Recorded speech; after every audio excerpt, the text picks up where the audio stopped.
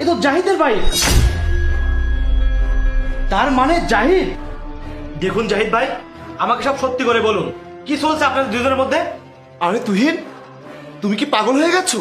তুমি সব কি বলছো? তোমার স্ত্রী আমার বোনের মতো, আর তুমি আমাদের কি নিয়ে এরকম নোংরা কিছু ভাবছো? আরে তুহিন, আমি তো এসব কিছু করেছি শুধুমাত্র তাকে সাহায্য করার জন্য, কারণ তুমি তাকে সাহায্য করছো না। আর এটা শুধু একবার না, এ জানি না, আমি নিজের চোখেই কতবার দেখেছি। তুহিন, তাড়াতাড়ি এসো, অফিসে দেরি হয়ে যাচ্ছে। আমার কিছু টাকা লাগবে, আমার মায়ের শরীর খুব খারাপ আর তার কাছে চিকিৎসা করার মতো টাকা নেই। আমি তোমাকে কতবার বলেছি তোমার ফ্যামিলির ব্যাপারে আমার কোনো লেনাদেনা নেই, আর আমার টাকা গাছের পাতা না, বেকুব জানি কোথাকার। আর তুমি কখনো আমার এভাবে রাস্তা আটকাবে না।